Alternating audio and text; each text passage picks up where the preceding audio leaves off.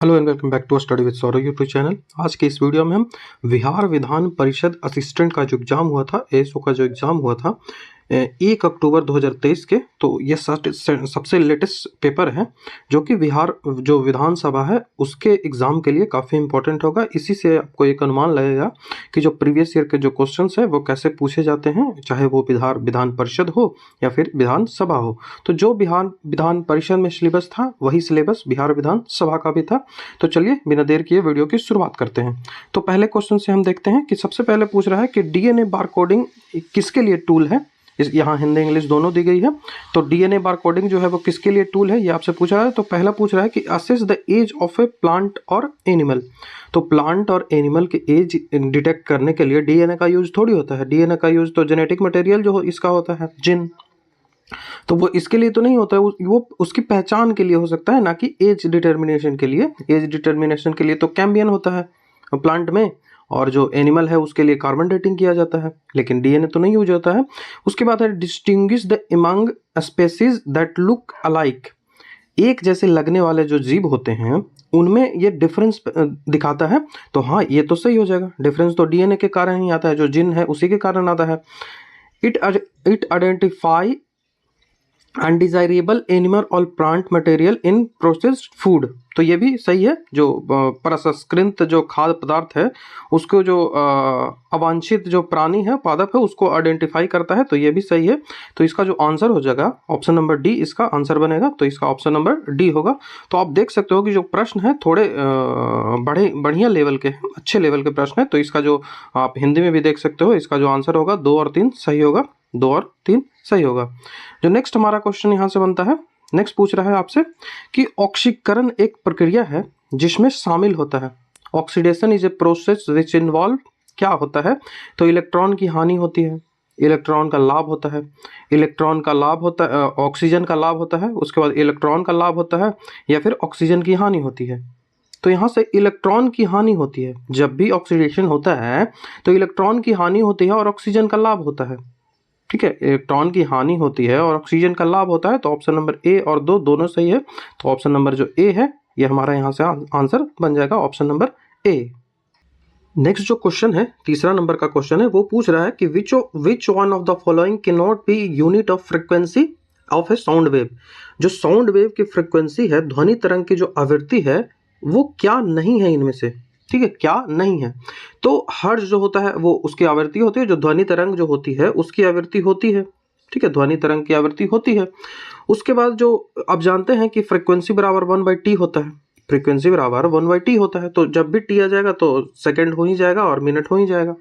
लेकिन जो डेसिबल है वो नहीं होता है। तो ऑप्शन नंबर जो ए है हमारे यहाँ से आंसर बन जाएगा।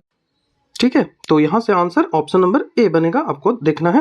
नेक्स्ट क्वेश्चन आपसे पूछ रहा है कि निम्नलिखित में से कौन सा पदार्थ कार्बन का अपरूप नहीं है। Which one of the following material is not an allotropes of carbon. तो एलोट्रोप्स ऑफ कार्बन आपसे पूछा जा रहा है कि इनमें से कौन नहीं है।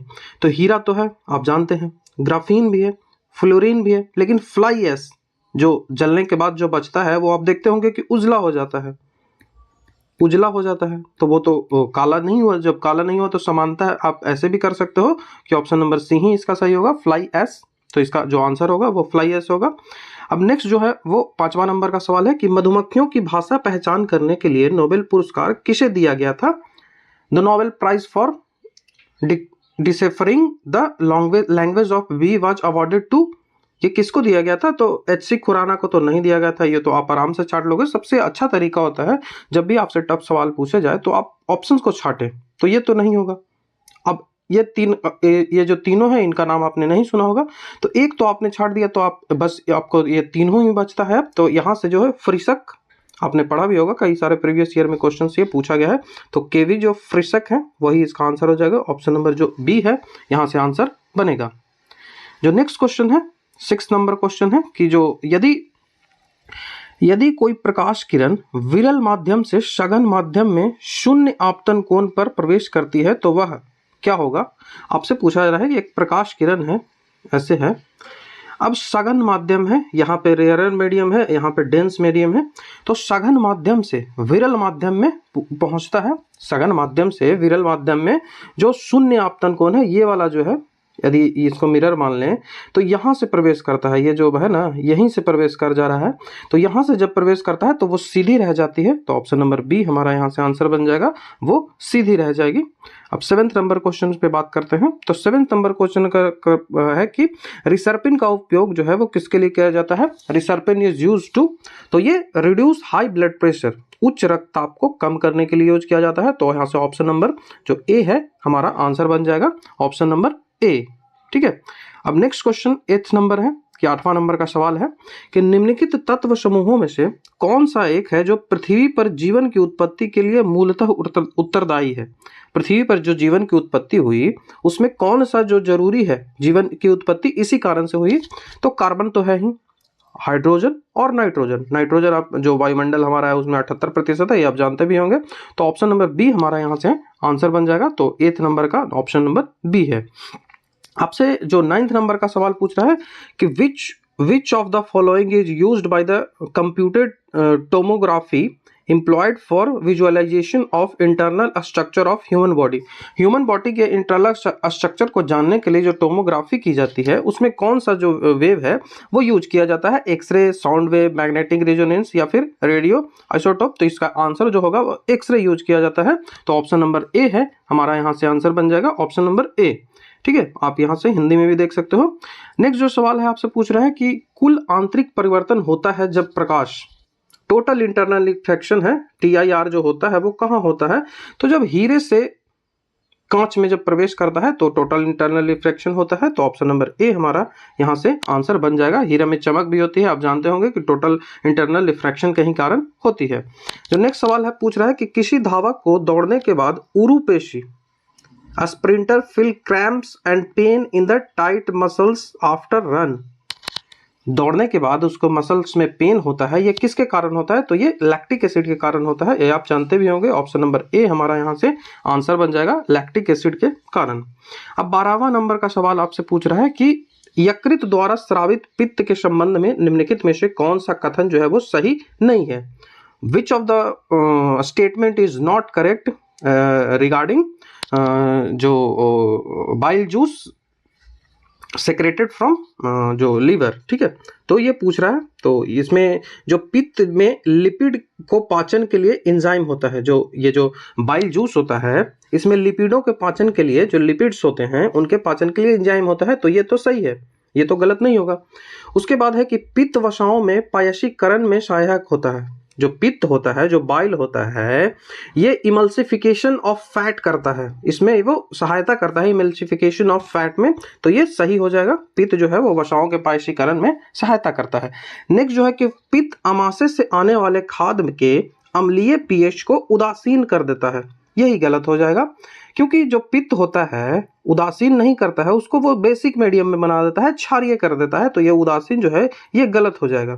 ठीक है, वो क्षारीय कर देता है। आप जानते हैं हाइड्रोक्लोरिक एसिड होता है HCl, हाइड्रोक्लोरिक एसिड जो होता है अमाशय की दीवारों पे, जो पित्त है ये उदासीन नहीं करता है, खाद्य पदार्थ जो अम्लीय आते हैं उसको उदासीन नहीं करता है, उसको क्षारीय करता है, ये आपको याद रखना है। पित्त खाद्य के pH को क्षारीय करता है और अग्नाशयी एंजाइम की क्रिया को सुगम बनाता है। देखिए ये वाला सही है, इसी का जो गलत है वो ऑप्शन नंबर सी में दिया गया था, तो यहाँ से जो ऑप्शन हमारा सी बन जाएगा। ठीक है, तो ये 12वां नंबर हमने देख लिया। नेक्स्ट पूछ रहा है कि सामान्य मनुष्य का जो रक्त दाब होता है जिसे 120/80 mmGH बोलते हैं, mmHg बोलते हैं, ये भी याद रखना है, ये जो पूछ लेता है बार बार mmHg, तो ये भी आपको याद रखना है यूनिट इसका। तो इसमें जो संख्याएं हैं वो क्या दर्शाती है? तो इसमें दर्शाती है क्रमशः निलय संकुचन और निलय विश्रांति, ventricular contraction and ventricular relaxation. क्या दिखाती है? तो वेंट्रिकुलर कॉन्ट्रैक्शन एंड वेंट्रिकुलर जो रिलैक्सेशन यही दिखाती है, तो ऑप्शन नंबर जो ए है हमारा यहाँ से आंसर बन जाएगा। नेक्स्ट क्वेश्चन आपसे पूछा जा रहा है कि परमाणु के कक्षकों में कक्षकों के भरने का जो क्रम है वो किससे नियंत्रित होता है?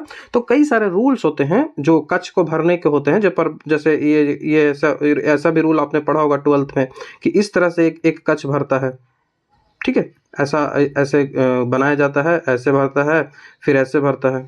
तो ये जो रूल होता है कई सारा कक्ष के भरने की, पहले इलेक्ट्रॉन इसी में जाएगा फिर इलेक्ट्रॉन उसमें मूव करेगा, तो ये कौन से प्रिंसिपल के तहत होता है, यही आपसे सवाल पूछा जा रहा है कि कौन से प्रिंसिपल के तहत जो परमाणु के कक्षों भरे जाते हैं, जो एटम्स हैं वो फिल करते हैं ऑर्बिट्स में, तो वो ऑफ-वाउ प्रिंसिपल से करते हैं। तो ऑप्शन नंबर ए हमारा यहाँ से आंसर बन जाएगा, ऑफ-वाउ प्रिंसिपल से ये किया जाता है। नेक्स्ट सवाल 15वां है कि रासायनिक तत्व के अणु के संदर्भ में चुंबकीय क्वांटम संख्या का संबंध जो है वो किससे है। जो रासायनिक तत्व है, regarding the atom of a chemical element of the magnetic quantum number refers to, magnetic quantum number किसको रेफर करता है, तो ये ओरिएंटेशन को रेफर करता है, ओरिएंटेशन को। तो ऑप्शन नंबर ए हमारा यहाँ से आंसर बन जाएगा, और ओरिएंटेशन जिसे अभिविन्यास भी कहा जाता है हिंदी में। तो ये 15वां नंबर का सवाल हो गया। अब हम 16th नंबर का सवाल देखते हैं। 16th क्या है, तो अनुव्रत सिद्धांत का प्रतिपादन किसके द्वारा किया गया। तो ये हिस्ट्री से सवाल है, जो एनिसेंट हिस्ट्री है वहां से जैन धर्म के जो लोग थे उन्होंने अनुव्रत जो सिद्धांत था उसको प्रतिपादित किया था। मतलब कि जो उतने जो स्ट्रिक्ट रूप से जब फॉलो नहीं करते, जो गृहस्थ जीवन पालन करते थे, उनके लिए अनुव्रत सिद्धांतों को प्रतिपादित किया गया था। तो ऑप्शन नंबर जो सी है यहाँ से आंसर बन जाएगा, जैन धर्मों ने अनुव्रत जो सिद्धांत है उसको किया था। ठीक। 17वां नंबर का सवाल है कि निम्नलिखित प्राचीन भारतीय अभिलेखों में से कौन सा में एक में खाद्यान्न के देश के संकट काल में उपयोग हेतु सुरक्षित रखने के बारे में प्राचीनतम शाही आदेश है। ये प्रीवियस ईयर में काफी बार पूछा गया सवाल है, तो ये आप जानते भी होंगे। इसका जो आंसर होगा वो सहगौरा ताम्रपत्र होगा। ऑप्शन नंबर जो ए है यही आंसर होगा। यहीं पे जो पहली बार बताया गया था कि संकट काल के जैसे अभी पब्लिक डिस्ट्रीब्यूशन सिस्टम चलता है ना, पब्लिक डिस्ट्रीब्यूशन सिस्टम जो पीडीएस अभी चलता है, जिसमें जो अनाज दिया जाता है अंत्योदय योजना के तहत, जो प्रधानमंत्री अन्न योजना जिसका अभी नाम कर दिया गया है, तो उस समय भी ऐसा व्यवस्था किया गया था कि जो अनाज है उसको संकट जो आए, जब अकाल पड़े तो उसमें रखा जाए। तो ये फरमान है, ये सहगौरा जो ताम्रपत्र है उसमें इसका जो वर्णन है वो मिलता है। 18वां नंबर सवाल जो है वो लॉर्ड बुद्धा के बारे में है। ये प्रीवियस ईयर में पूछा गया क्वेश्चन है, यूपीएससी में पूछा गया था। ठीक है, यूपीएससी में ये सवाल पूछा गया था, तो एग्जैक्ट वहीं से उठा लिया है कि भगवान बुद्ध की प्रतिमा कभी कभी एक हस्त मुद्रा युक्त दिखाई गई है, जिसे भूमि स्पर्श मुद्रा भी करते हैं कहा जाता है। यह किसका प्रतीक है। जो भूमि स्पर्श मुद्रा है तो ये किसका प्रतीक है, तो इसका मतलब होता है कि मार के प्रलोभनों के बावजूद अपनी सुचिता और शुद्धता का साक्षी होने के लिए बुद्ध का धरती का आवाहन। तो ये आपने याद भी किया होगा, ये घटना चक्र में आपको मिल भी जाएगा। ये यूपीएससी में पुराना पूछा गया है, तो ये पूछा गया सवाल है। तो ऑप्शन नंबर बी हमारा यहाँ से आंसर बन जाएगा। जो 19वां नंबर सवाल है कि भारत के इतिहास के संदर्भ में अब्दुल हमीद लाहौरी वो क्या है, तो वो शाहजहां के शासनकाल का एक राजकीय इतिहासकार है। अब्दुल हमीद लाहौरी किसके शासनकाल का है, तो वो शाहजहां के काल का है। तो ऑप्शन नंबर बी हमारा यहाँ से आंसर बन जाएगा, ऑप्शन नंबर बी। अब क्वेश्चन आपसे पूछा रहा है कि the painting of Abanindranath Tagore जो है वो क्लासिफाइड एज, उनके जो पेंटिंग थे, ये रविंद्रनाथ टैगोर के भाई हैं, तो ये पेंटिंग करते थे, तो इनकी पेंटिंग को कैसे क्लासिफाई किया जाता है, तो रिवर वेलिस्टिक इनकी पेंटिंग होती है। ठीक है, इनकी पेंटिंग जो होती है वो रिवर वेलिस्टिक होती है, जिसका हिंदी होता है पुनर्जीवनवादी। ठीक है, पुनर्जीवनवादी इसका हिंदी होता है। यहाँ से आप देख भी सकते हो, पुनर्जीवनवादी इसका हिंदी होता है। ठीक है, तो ये पुनर्जीवनवादी जो होता था, इनका जो पेंटिंग होता था वो पुनर्जीवनवादी होता था। नेक्स्ट क्वेश्चन है कि निम्नलिखित भारतीय शासकों में से कौन था जिसने विदेशों में अपनी आधुनिक पद्धति के साथ दूतावास जो था वो स्थापित किया था। तो ये इतने जो दूरदर्शी कौन था, तो वो टीपू सुल्तान था। तो ऑप्शन नंबर डी हमारा आंसर यहाँ से बन जाएगा। टीपू सुल्तान ने जो एम्बेसी खोली थी विदेशों में। ठीक है, तो यहाँ से आपको याद रखना है।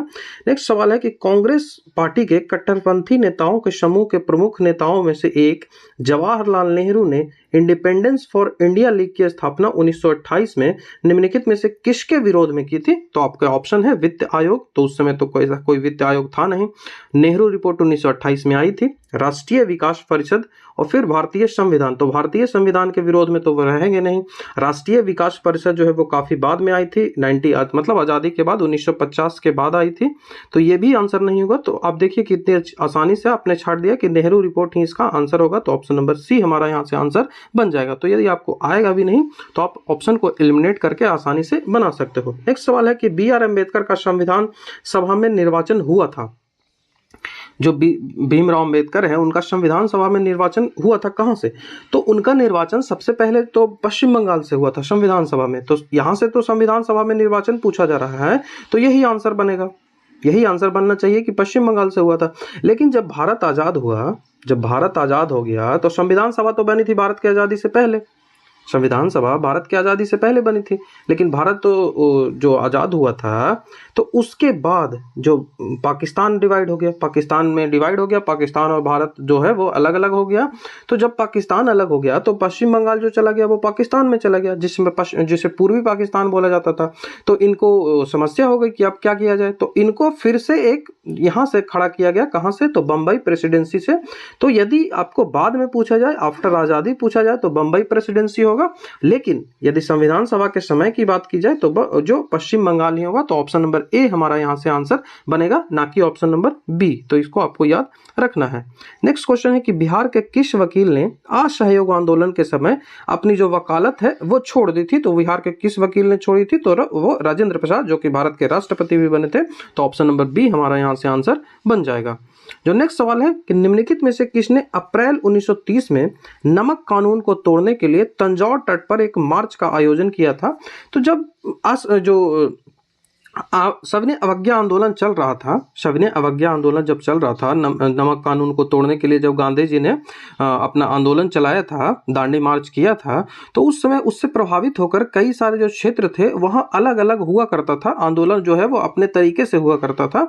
तो इसी तरह से सी राजागोपालाचारी ने तो तंजौर तट था वहां पे एक मार्च किया था। तो ये ऑप्शन नंबर बी हमारा यहाँ से आंसर बन जाएगा, सी राजागोपाली जो है उन्होंने किया था। ठीक है।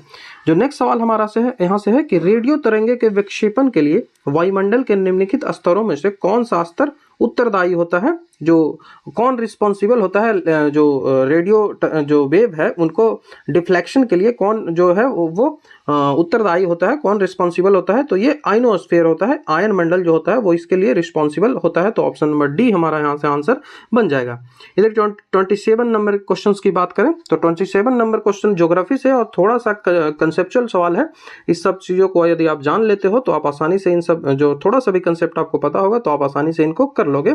तो सवाल है कि हिंद महासागर में सागरीय धाराओं को नियमित दिशा में परिवर्तन के लिए निम्नलिखित कारकों में से कौन सा एक उत्तरदायी है? जो हिंद महासागर है वहां पे जो ओशनिक जो करंट है वो हमेशा परिवर्तित होती रहती है, तो वो किसके कारण परिवर्तित होती है? तो आप जानते होंगे कि मॉनसून किसको बोलते हैं?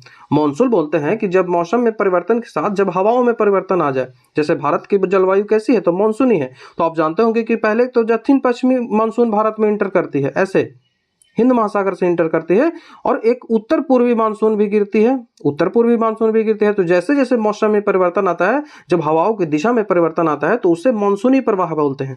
ठीक है, उसे मानसूनी बोलते हैं, मानसूनी इसी को बोलते हैं। तो इसी जो उत्तर पूर्वी होता है इससे तमिलनाडु में वर्षा होती है, और बाकी जो हिंद महासागर से जो निकलती है, जो बंगाल की खाड़ी की शाखा और अरब खाड़ी की शाखा, इनसे पूरे भारत में वर्षा होती है। ठीक है, लेकिन जो वृष्टि छाया प्रदेश बच जाता है वहाँ पे वर्षा नहीं होती है। तो ये कंसेप्ट यदि आपको पता होगा तो आप इसको आसानी से कर लोगे। तो हमारा जो यहाँ से ऑप्शन बनेगा वो कौन सा बन जाएगा? तो ऑप्शन नंबर बी, हिंद महासागर में मानसूनी प्रवाह पाया जाता है, इस कारण से ही जो नियमित दिशा है वो परिवर्तित होता है, जो रेगुलर डायरेक्शन है वो बदलते रहता है। नेक्स्ट क्वेश्चन भूकंप के बारे में आपसे पूछा जा रहा है कि भूकंप से संबंधित जो क्वेश्चन है वो आपसे पूछा रहा है, वो थोड़ा सा ट्रिकी क्वेश्चन है, थोड़ा सा कंसेप्ट आपको पता रहेगा तभी आप कर पाओगे। तो भूकंपीय तरंगों के बारे में निम्नलिखित में से कौन सा कथन जो है वो सही नहीं है? नहीं शब्द पे आपको ध्यान रखना है कि आपसे नहीं पूछा जा रहा है, नहीं तो आपको गलत हो सकता है। ठीक है, तो पी जो तरंगे हैं, कई सारे पी जो तरंगे होती हैं भूकंप में, तो पी तरंगे तीव्र गति से चलती है और धरातल पर सबसे पहले पहुंचती हैं। तो ये भूकंप के तरंगों के बारे में सही है। ठीक है, उसके बाद पूछ रहा है कि पी तरंगे गैस, तरल और ठोस पदार्थों से होकर गमन कर सकती है। तो हाँ, ये कर सकती है, ऑप्शन नंबर बी भी सही है। अधिकेंद्र से 145 डिग्री से परे स्थित भूकंप लेखी पी तरंगों के आगमन को दर्ज कर सकता है। तो ये भी सही है, लेकिन पी तरंगों की जो अधिकतम क्षेत्र है इसके छाया क्षेत्र में शामिल है, तो ये गलत है। ऑप्शन नंबर जो डी है हमारा यहाँ से गलत हो जाएगा, बाकी 1 2 3 सही है। तो ऑप्शन नंबर डी यहाँ से आंसर हो जाएगा। तो आप देख सकते हो कि जो सवाल है वो कंसेप्चुअल अधिक पूछे गए हैं, ना कि फैक्चुअल। फैक्चुअल सवाल काफी कम पूछे गए हैं। साइंस में तो फैक्चुअल नहीं, कंसेप्चुअल सवाल ही ज्यादा पूछे जा रहे हैं। तो इसी टाइप का जो पेपर है आपका विधानसभा का भी देखने को आपको मिल सकता है। तो इसको आपको पूरे अच्छे तरीके से सारे ऑप्शंस को भी एनालाइज करके देख लेना है, ठीक है। नेक्स्ट जो सवाल है 29वां नंबर कि यदि एक प्रेक्षक तारों को क्षितिज से लंबवत उठते हुए देखता है, एक जो प्रेक्षक है क्षितिज से लंबवत उठते हुए तारे को देखता है तो वह अवस्थित है। तो लंबवत यदि उठ रहा है तो वो तो विषुवत रेखा पे ही होगा, जो इक्वेटर है वहीं पे होगा, तभी उसको लंबवत दिख सकता है। तो ये 0 डिग्री इक्वेटर कहलाता है, 23.5 डिग्री कर्क रेखा, और जो नीचे होता है 23.5 डिग्री वो मकर रेखा कहलाती है। तो ये विषुवत रेखा इसका आंसर हो जाएगा। तो ऑप्शन नंबर ए हमारा यहाँ से आंसर बनेगा। 30वें नंबर सवाल की बात करें, पॉलिटी से सवाल है, कंसेप्चुअल है, कंसेप्ट आपको पता होगा तभी आप कर सकते हो।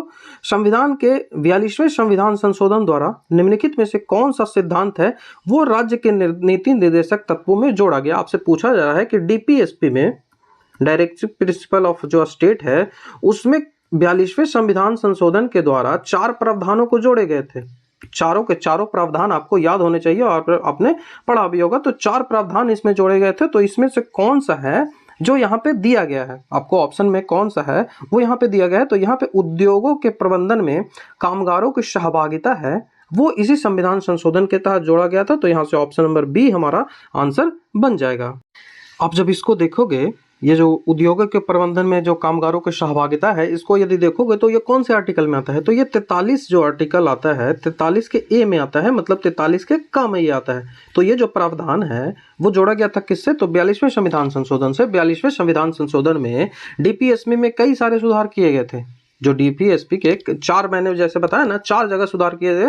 पहला तो 39 में किया गया था, यदि मैं आपको बता दूं तो पहला 39 में किया गया था। 39 में कहता है कि आर्थिक न्याय की जो स्थापना है उसके अनुसरण करने के लिए जो नीति है वो सरकार बनाएगी, ये कहता है 39, ठीक है। तो ये 39 कहता है। उसके बाद 39 का भी हुआ था, जो दूसरा हुआ था वो 39 का हुआ था। 39 का में कहता है कि फ्री और कानूनी सहायता आपको दी जाएगी। जो स्त्री है, पुरुष है, उन सभी को समान रूप से आपको जीविका पाने का अधिकार होता है और उनको फ्री कानूनी सहायता दी जाएगी। तो ये 39 का में बोला गया। उसके बाद 43 ए जोड़ा गया, तीसरा जो था वो 43 ए जोड़ा गया, जिसमें कहा गया कि उद्योगों के प्रबंधन में कामगारों की सहभागिता होगी। और जो सबसे लास्ट है वो 48 ए जोड़ा गया। सबसे लास्ट कौन सा है, तो वो 48 ए जोड़ा गया। 48 जो ए जो कहता है कि पर्यावरण की सुरक्षा तथा जो वन्य जीव है उनकी रक्षा एवं वन की सुरक्षा जो करना है, वो एक जो नागरिक है उसका मौलिक कर्तव्य बोल रहा हूँ। वो चाहे यदि सरकारें चाहे तो उसको इम्प्लीमेंट कर सकता है। तो डीपीएसपी में ये कहा गया है कि पर्यावरण की सुरक्षा तथा जो वन्य जीवों एवं वन की सुरक्षा करने का जो जिम्मा है वो राज्य सरकार चाहे तो इस संदर्भ में कानून बना सकती है। तो ये भी जो प्रोविजन था 48 ए जो प्रोविजन था ये भी जोड़ा गया 42वें संविधान संशोधन से ही। तो 42वें संविधान संशोधन से 4 चीजें डीपीएसपी में जोड़ी गई थी। बाकी डीपीएसपी में कई बार संशोधन हुए हैं। डीपीएसपी में कॉन्स्टिट्यूशनल अमेंडमेंट है, ये भी सवाल यदि टफ आपसे कर दे तो 4 बार इसमें संविधान संशोधन हुए हैं, ये भी आपसे पूछा जा सकता है। 44वां संविधान संशोधन भी हुआ, 86वां संविधान संशोधन भी हुआ जिसके तहत जो शिक्षा से संबंधित प्रावधान बनाए गए। उसके बाद जो 97वां संविधान संशोधन हुआ जिसमें सहकारिता समिति है उसकी स्थापना की गई थी। तो कई सारे हैं, बाकी जब हम डिटेल से पढ़ेंगे उन सब चीजों को तो उस पर चर्चा करेंगे, ठीक है। नेक्स्ट जो सवाल आपसे पूछ रहा है 31 नंबर क्वेश्चन है कि आर्थिक विकास के संबंध में जननांकीय संक्रमण की निम्नलिखित विशिष्ट अवस्थाओं पर विचार कीजिए। Consider the following specific stage of demographic transition associated with economic development. भारतीय जो विकास है, भारतीय जो आर्थिक विकास है उसके संबंध में जो डेमोग्राफिक ट्रांजिशन होता है उसको आपको सजाना है। उसको सजाना है कैसे, तो select the correct order the above stage using the code of given below. इस कोड को देखकर आपको सजाना है, मतलब कि सबसे पहले कौन सी स्थिति आएगी, फिर कौन सी आएगी, फिर कौन सी आएगी। तो इसका जो आंसर होगा वो 2 3 1 होगा। 2 3 1 इसका आंसर बनेगा, ऑप्शन नंबर सी। अब देखिए आपको एक्सप्लेन कर देता हूं। जो पहला होगा वो 2 होगा, मतलब कि हाई बर्थ रेट होगा और हाई डेथ रेट होगा। जब भारत में उस तरह से व्यवस्थाएं नहीं होगी, उस तरह से शिक्षा किसी देश की नहीं होगी, तो वहां पे जो बर्थ रेट होगा वो डेवलपमेंट नहीं होगा, तो रोजगार नहीं मिलेगा। जब रोजगार नहीं मिलेगा तो लोग हैं वो घर पे ही रहेंगे, तो उससे बर्थ रेट बढ़ती है, ठीक है, तो बर्थ रेट तो इंक्रीज कर गई। अब उसके बाद बर्थ रेट इंक्रीज कर गई, तो बर्थ रेट इंक्रीज करने के बाद जब डेवलपमेंट आपके देश में है नहीं, तो उस तरह से जो हेल्थ है उसकी जो सुविधा नहीं होगी, जो डॉक्टर्स नहीं होंगे, हॉस्पिटल्स नहीं होंगे, तो जिस कारण से जो पेंडेमिक है, जो बीमारियां हैं वो ज्यादा फैलेगी और इसके कारण डेथ रेट भी अधिक होगी। तो पहला स्टेज तो यही होगा, डेथ रेट भी अधिक होगी और बर्थ रेट भी अधिक होगी। दूसरा स्टेज होगा कि birth rate, high birth rate with low death rate. जब धीरे धीरे आपकी स्थिति ठीक होती चली जाएगी तो आपकी जो बर्थ रेट है वो तो अधिक ही रहेगी, बर्थ रेट है वो अधिक ही रहेगी, लेकिन आपका जो डेथ रेट है वो कमेगा, क्योंकि आपकी डेवलपमेंट ठीक ठाक हो रही है। आपका जो देश है वहाँ पे जो मूल जो सुविधाएं हैं, स्वास्थ्य सुविधाएं हैं, वो बढ़ती चली जा रही है, जिस कारण से डेथ रेट में कमी आएगी। लेकिन शिक्षा का विकास उस तरह से नहीं हो पाया है, जिस कारण से जो बर्थ रेट है वो इंक्रीज करती रहेगी, जो बर्थ रेट है वो इंक्रीज करती रहेगी। लेकिन अब जब आप डेवलप्ड कंट्री हो जाओगे, ये तो अनडेवलप्ड कंट्री की बात होगी, पहला जो दूसरा ऑप्शन है ये एक अनडेवलप्ड कंट्री में होगा।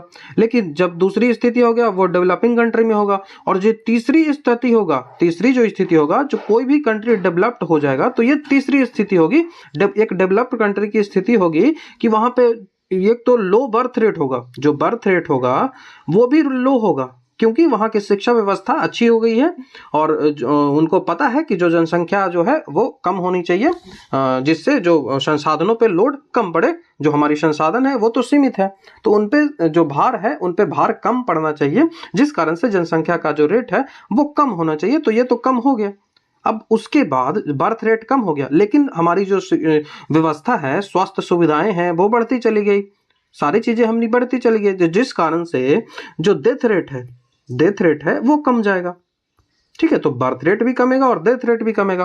तो आपको एक बार मैं कंक्लूड कर दूं कि जो पहला स्टेज है हाई बर्थ रेट और हाई डेथ रेट, ये एक अनडेवलप्ड कंट्री में होगा।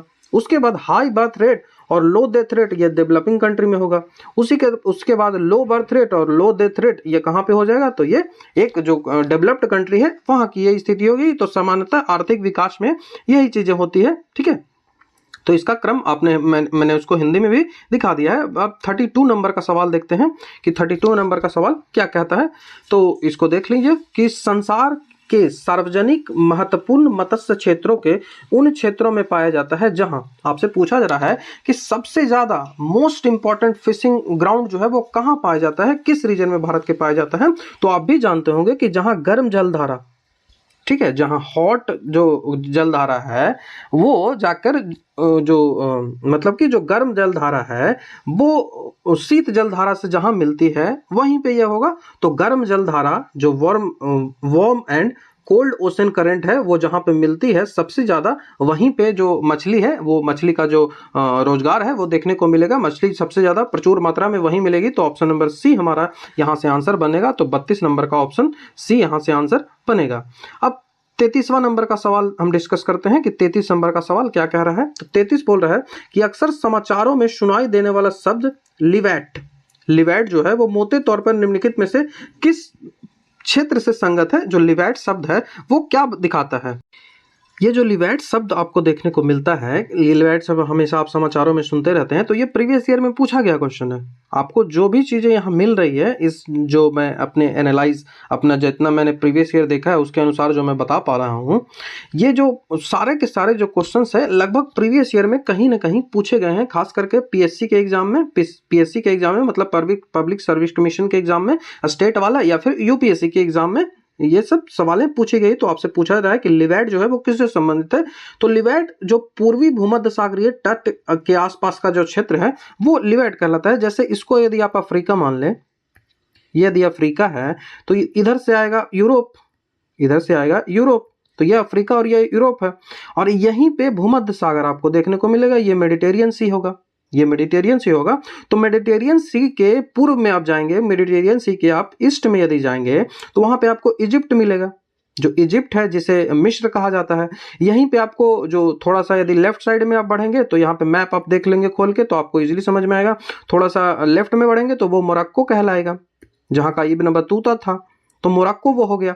तो यही जो क्षेत्र है, जो भूमध्य सागर का पूरब का क्षेत्र है, उसी को जो है वो लिवैट कहा जाता था। ठीक है, तो नॉर्थ अफ्रीका का क्षेत्र जो कि इजिप्ट और मोरक्को से जुड़ा हुआ क्षेत्र है, वही कहलाता है जो लीवार्ड कहलाता है भूमध्य रेखा का पूर्वी क्षेत्र। आपको याद रखना है क्योंकि प्रीवियस ईयर से ही सवाल बार बार पूछे जाते हैं, तो आप जब इसको याद रखोगे तो आसानी से आप इनको कर लोगे। अब हमारा नेक्स्ट सवाल आता है, जो नेक्स्ट सवाल है वो 34 नंबर आपसे पूछ रहा है कि निम्नलिखित जल डमरू मध्य जो स्ट्रेट्स होते हैं, जल डमरू मध्य को स्ट्रेट बोलते हैं, जो कि एक जो वाटर बॉडी होता है, एक जो दो वाटर बॉडी को कनेक्ट करता है, दो वाटर बॉडी को कनेक्ट करता है और दो लैंड को अलग करता है, दो लैंड को अलग करता है और दो वाटर बॉडी है, जो दो वाटर बॉडी है उसको कनेक्ट करता है। ठीक है, तो ये जो आपसे पूछ रहा है कि जल डमरू मध्यों के किस एक में से निकाली गई सुरंग यूनाइटेड किंगडम और फ्रांस को जोड़ती है।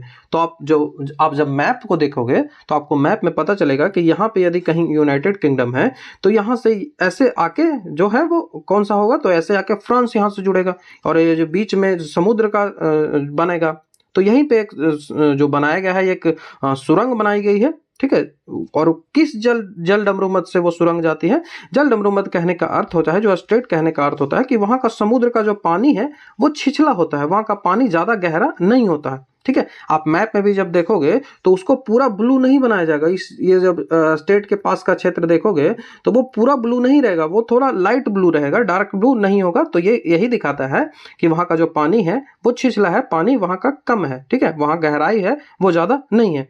तो हमारा यहाँ से कौन सा ऑप्शन बनेगा, तो हमारा यहाँ से ऑप्शन बनेगा जैसे डेविस जल डमरू मध्य, डेनमार्क जल डमरू मध्य, डोवर जल डमरू मध्य और उसके बाद जिब्राल्टर आपसे बताया जा रहा है। तो इसका आंसर जो होगा वो ऑप्शन नंबर सी बनेगा, डोवर। ऑप्शन नंबर सी हमारा यहाँ से आंसर बन जाएगा। तो मैं जितना एक्सप्लेन हो सकता था इसमें मैंने उतना कर दिया, बाकी इसमें काफ़ी एक्सप्लेनेशन की आवश्यकता होती है इस टाइप के सवाल में। आप देख रहे हो कि जो सवाल है वो काफ़ी टफ लेवल के पूछे जा रहे हैं। टफ कहने का मतलब आपको कंसेप्ट आएगा तभी आप क्लियर कर पाओगे, नहीं तो आप PYQ रट लो। मैंने जो देख रहा हूँ, मैं बता रहा हूँ ना, ये सारे PYQ क्वेश्चन है। कंसीडर द फॉलोइंग रिवर, ये 4 रिवर आपको दिएगा और इनको कह रहा है कि नॉर्थ से साउथ की ओर सजाइए, नॉर्थ से साउथ की ओर सजाइए। तो आपसे पूछा रहा है किशन गंगा, गंगा, वेन गंगा, पेन गंगा। तो 2 बातें याद रखें, पेन गंगा और वेन गंगा जो है ये गोदावरी की सहायक नदी है। ठीक है, ये गोदावरी की सहायक नदी है, जिसे क्या कहा जाता है, तो दक्षिण भारत की गंगा भी इसे कहा जाता है। ठीक है, दक्षिण भारत की गंगा इसे नहीं कहा जाता है, ये करेक्ट कर लेंगे। दक्षिणी गंगा इसे कहा जाता है या फिर बूढ़ी गंगा इसे कहा जाता है, लेकिन दक्षिण भारत की जैसे ही लगा दे तो वो कावेरी उसका आंसर हो जाएगा। दक्षिण भारत की गंगा तो कावेरी और दक्षिण गंगा तो वो गोदावरी और बूढ़ी गंगा तो वो गोदावरी। दक्षिण भारत की सबसे बड़ी नदी तो वो गोदावरी। ठीक है, आपको इतनी चाहिए याद रखनी है। तो ये मैंने बता दिया कि वेन गंगा और पेन गंगा जो है वो कहाँ है, तो वेन गंगा और पेन गंगा दोनों है कहाँ, तो दोनों के दोनों दक्षिण भारत में है। उसके बाद आता है किशन गंगा और गंगा। तो गंगा तो आप जानते हो कि उत्तर भारत में है और किशन गंगा भी उत्तर भारत में है। तो गंगा जब बनती है देवप्रयाग में भागीरथी और अलकनंदा के मिलने के बाद, उससे पहले ही इसमें किशन गंगा मिल जाती है।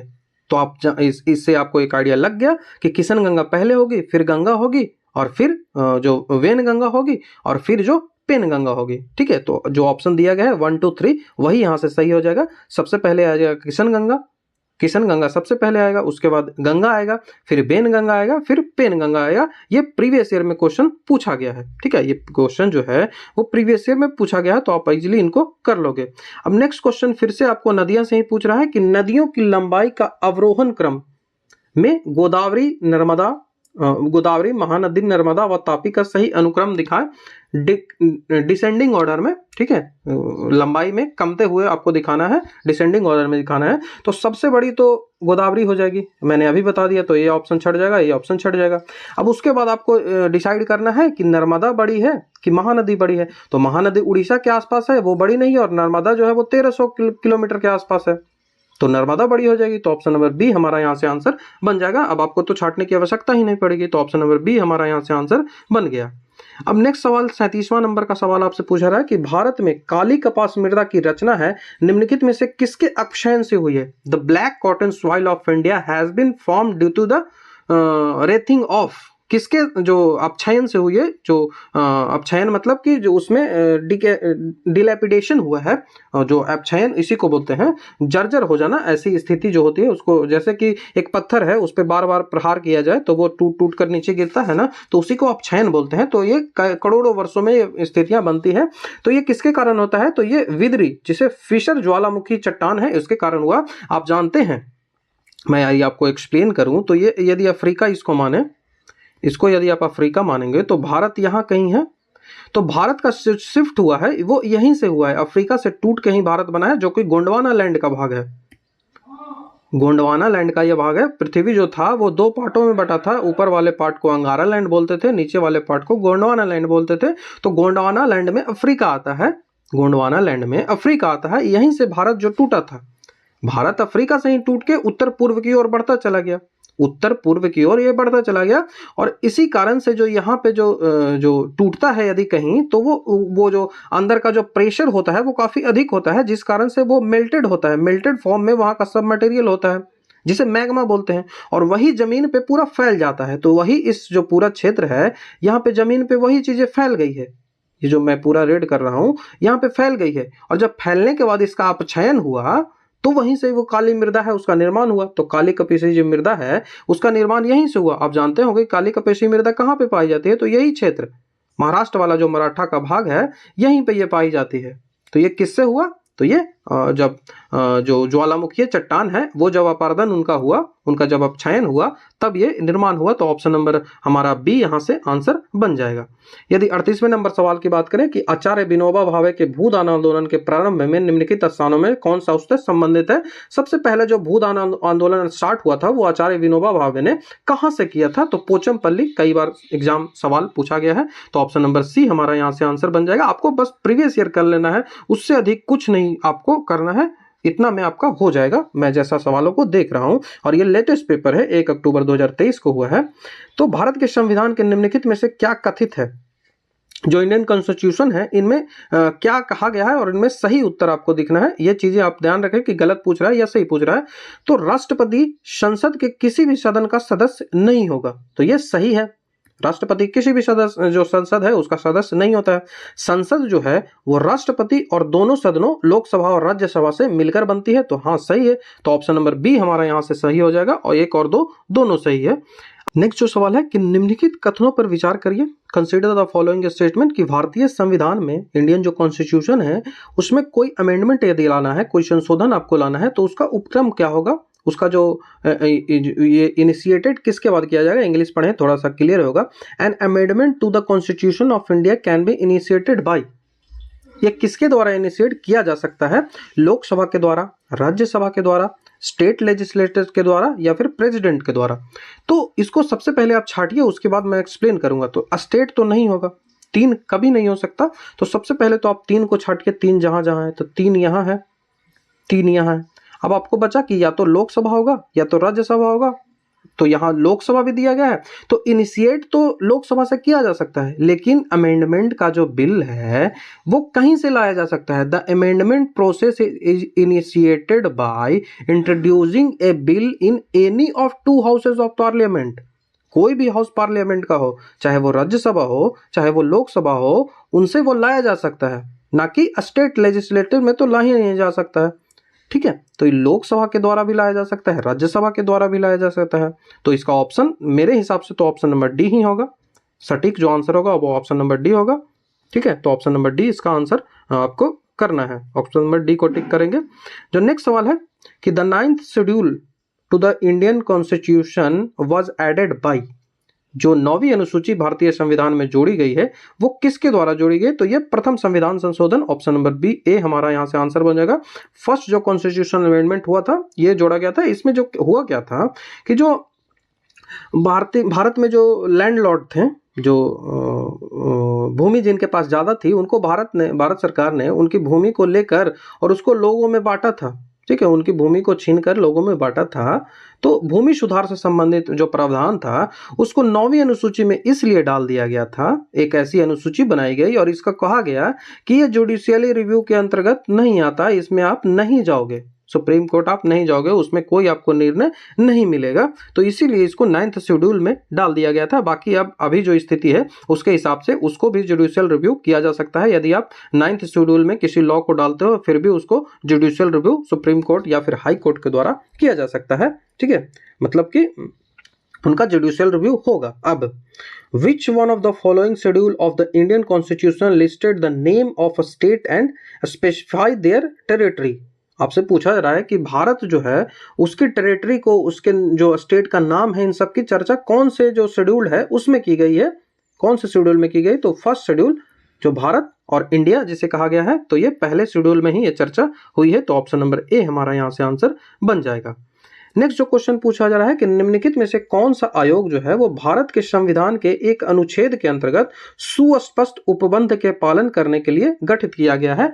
तो विश्वविद्यालय अनुदान आयोग, राष्ट्रीय मानवाधिकार आयोग, निर्वाचन आयोग या फिर केंद्रीय सतर्कता आयोग। तो इसका जो सटीक आंसर होगा वो निर्वाचन आयोग ही होना चाहिए। तो ऑप्शन नंबर सी हमारा यहाँ से आंसर बनेगा। यदि 44 नंबर सवाल की बात करें, फिर से थोड़ा कंसेप्चुअल सवाल है कि भारतीय संविधान के अनुसार भारत के राष्ट्रपति का यह कर्तव्य है कि वह निम्नलिखित में से किसको संसद के पटल पर रखवाएगा। राष्ट्रपति जो है कई सारे रिपोर्ट जो है वो संसद के पटल पर रखवाता है। तो आपसे वही रिपोर्ट्स को डिटेल्ड एक्सप्लेन के साथ पूछा जा रहा है कि कौन सा रिपोर्ट है वो राष्ट्रपति रखवाएगा। तो सबसे पहले वो जो होता है कि संघ वित्त आयोग की सिफारिश, जो संघ वित्त आयोग की सिफारिश है उसको रखवाएगा। तो ये एक तो रखवाएगा, तो एक इसमें भी है, एक इसमें भी है, एक इसमें भी है, तो ये गलत हो जाएगा। ठीक है, आगे बढ़ते हैं।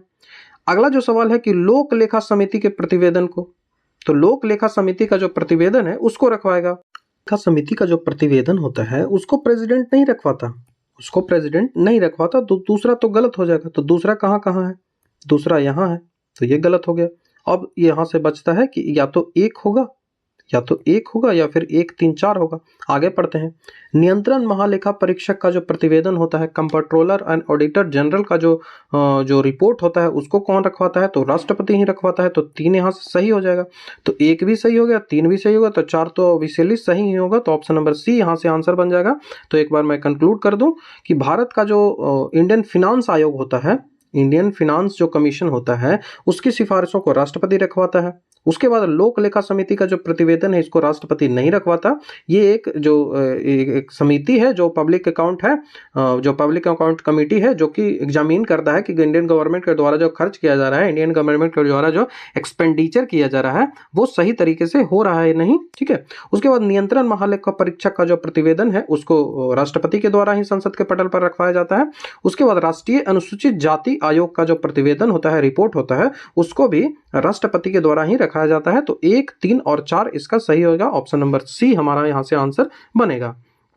नेक्स्ट सवाल आपसे पूछा रहा है, 45वां नंबर का सवाल है कि भारतीय नयाचार जो प्रोटोकॉल के अनुसार पूर्वता क्रम में निम्नलिखित में से सबसे पहले कौन आता है। सबसे पहले जो क्रम होता है जिसमें प्रेसिडेंट जो भारत का राष्ट्रपति होता है वो सबसे पहले आता है।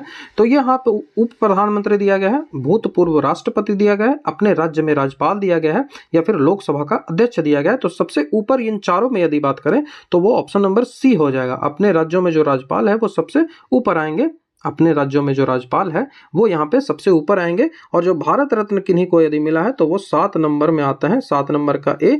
और यदि नॉर्मल पब्लिक की बात करें कि पब्लिक कौन सा क्रम में आता है, तो पब्लिक 27वां नंबर क्रम में आता है। 26वां नंबर तक पूरा जो हायरार्की होती है, उसके बाद 27वां नंबर है वो पब्लिक के लिए है, आम जनता के लिए 27वां नंबर है। तो 27वें नंबर पे हायरार्की में जो आता है वो कौन आता है, तो वो आम जनता आती है। उसके बाद 46वां नंबर का सवाल है कि निम्नलिखित में से कौन सी स्थिति मुद्रास्फीति की ओर ले जाती है। ठीक है, इसका इंग्लिश पढ़ लेंगे कि which of the following situation can lead to inflation. कह रहा है कि कौन सा इसमें सिचुएशन है जो इन्फ्लेशन को बढ़ा देगा, इन्फ्लेशन की ओर लेके जाएगा आपको। इन्फ्लेशन मतलब सीधा सा अर्थ महंगाई की ओर लेके जाएगा। जब वस्तुओं की कीमत है वो बढ़ जाएगी क्योंकि मार्केट में पैसा है वो ज्यादा हो जाएगा, ये एक कारण होता है। मार्केट में पैसा ज्यादा होगा तब महंगाई बढ़ जाएगी। दूसरा कारण होगा कि प्रोडक्शन जो है वो कम हो रहा है, प्रोडक्शन जो है वो कम हो रहा है जिस कारण से इसमें जो है वो महंगाई बढ़ गई। या फिर उसका जो स्ट्रक्चर वहाँ होता है, स्ट्रक्चर वहाँ का, जैसे आपको हिमालय पे कुछ मिल रहा है या फिर आप वैष्णो देवी जाते हो, कहीं घूमने जाते हो पहाड़ पे, तो वहाँ सामान्यतः चीजें जो है वो वस्तु जो है वो महंगी मिलती है। तो उसका क्या कारण है, तो उसका स्ट्रक्चर, वहां का जो स्ट्रक्चरल इन्फ्लेशन इसको बोलते हैं, ठीक है, स्ट्रक्चरल इन्फ्लेशन, संरचनात्मक महंगाई इसको बोलते हैं।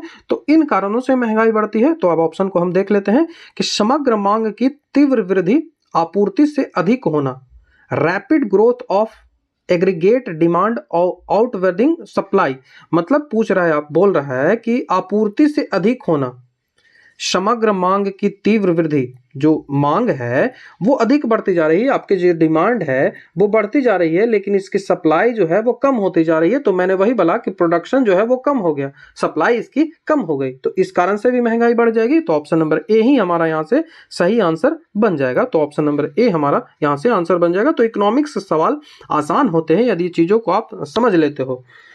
नेक्स्ट क्वेश्चन पूछ रहा है कि सरकार द्वारा व्यय में कमी के कारण निजी निवेश व्यय में संकुचन को क्या कहते हैं? The contraction of private investment spending due to the deficit spending by the government is called, मतलब सरकार के द्वारा जब व्यय में कमी की जाती है, उसके खर्चों में कमी के कारण जो निजी निवेश होता है, जो प्राइवेट इन्वेस्टमेंट होता है, प्राइवेट निवेश का जो व्यय होता है वो संकुचित हो जाता है, वो कम हो जाता है, उसमें कॉन्ट्रैक्शन आ जाती है। तो इसका कारण क्या है, इसको क्या बोलते हैं, ये आपसे पूछा जा रहा है। तो जो इसका अर्थ होता है, इसको कहा जाता है निजी निवेश का बहिर्गमन। बहिर्गमन, जो निजी निवेश है वो संकुचित हो रहा है, कॉन्ट्रैक्ट हो रहा है, मतलब कि निजी निवेश कम हो रहा है। तो जब निजी निवेश कम हो रहा है तो वो कहीं तो निवेश कर रहा होगा, कहीं तो अलग वो निवेश कर रहा होगा, तो वो बहिर्गमन उसका चला गया, बाहर चला गया, क्राउडिंग आउट होता है, ठीक है, आउट को बोल रहा हूँ, क्राउडिंग आउट। तो ऑप्शन नंबर ए हमारा यहाँ से आंसर बनेगा। अब 48वें नंबर सवाल पे हम बढ़ते हैं। 48वां नंबर सवाल क्या कहता है? तो 48वां नंबर सवाल कहता है कि विश्व आर्थिक संभावना रिपोर्ट, विश्व आर्थिक संभावना रिपोर्ट, ग्लोबल इकोनॉमिक प्रोस्पेक्ट जो रिपोर्ट है वो किसके द्वारा छापा जाता है? तो आसान सा सवाल है, विश्व बैंक के द्वारा छापा जाता है। एनसीईआरटी जब पढ़ोगे आप इकोनॉमिक्स की तो उसमें ये डेटा आपको मिल जाएगा, ठीक है, और कहीं भी ये मिल जाता है, लेकिन एनसीईआरटी से सवाल अधिक होते हैं। Survey of India is under the ministry of, भारतीय सर्वेक्षण विभाग होता है वो किसके अंतर्गत आता है? तो वो विज्ञान और प्रौद्योगिकी मंत्रालय के अंतर्गत आता है। ऑप्शन नंबर डी हमारा यहां से आंसर बन जाएगा। उसके बाद 50वां नंबर सवाल आपसे पूछ रहा है।